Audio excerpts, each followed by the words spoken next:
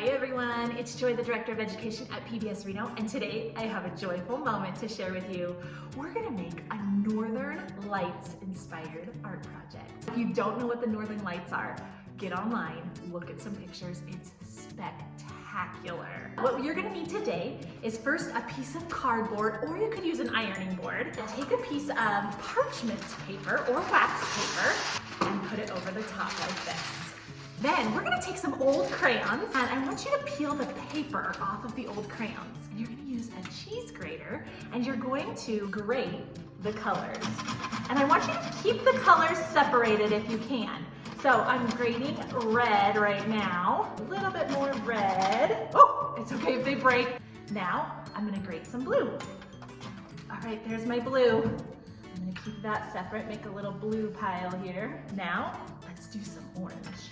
There's my orange pile. The last color I'm gonna do is green.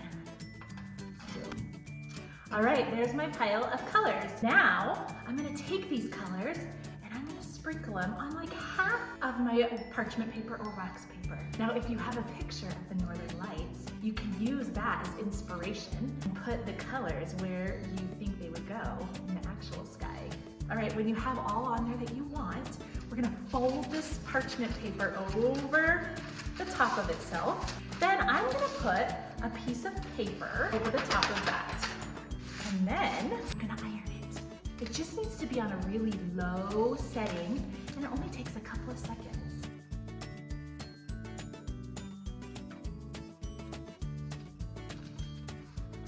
Oh my goodness!